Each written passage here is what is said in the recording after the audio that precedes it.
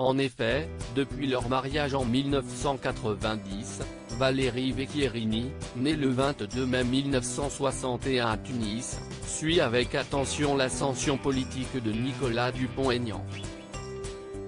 Étape par étape, cette avocate de profession met ses compétences juridiques à son service. D'abord ponctuel, le soutien finit par devenir récurrent.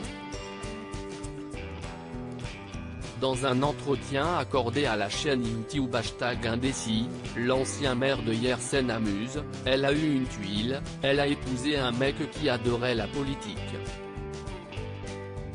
Lors de la première campagne, elle m'a dit, allez je taille des 6 mois pour t'installer. Le temps a passé. Elle est toujours fidèle au poste. Valérie Vecchierini et Nicolas Dupont-Aignan ont-ils des enfants? Député, candidat à la présidentielle, Nicolas Dupont-Aignan accumule les casquettes. Déterminé à laisser son empreinte dans l'échiquier politique, il fonde son propre parti. Il a alors besoin d'une équipe fiable, prête à l'accompagner dans sa conquête du pouvoir. Qui de mieux que Valérie Vecchierini pour occuper le poste d'attaché parlementaire? Face aux followers de #Indécis, le patron de Debout la France balaie les rumeurs d'un remake d'une seconde affaire Fillon d'un revers de la main. Elle travaille vraiment, elle. Et on dit même qu'elle est trop présente. Pourtant, une polémique, il y en a eu une. Mais elle n'a pas eu le temps de prendre de l'ampleur. Lorsque Valérie Vecchierini postule et obtient la gestion de la propriété Caillebotte, le scandale éclate. Les langues se délient.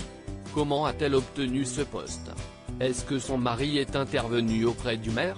L'intéressé tape du poing sur la table et précise au journal Le Parisien s'il du sexisme. Je parle plusieurs langues, je connais bien ce dossier M. Claude Onoggi connaît mon travail.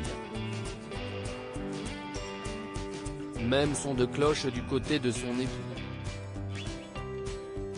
Amoureux comme au premier jour, il s'estime chanceux de l'avoir toujours à ses côtés. Contre vent et marée, elle résiste à la pression médiatique, si elle ne travaillait pas avec moi je pense qu'on aurait divorcé. Parce que si est un métier de fou, qu'elle travaille comme une folle avec moi et qu'au moins on se voit précise-t-il toujours à Alexandre Darmon. Le couple a eu 2 filles, Victoire née en 1991 et Sixtine en 1993. Ils ont fêté en 2020, leurs 30 ans de mariage.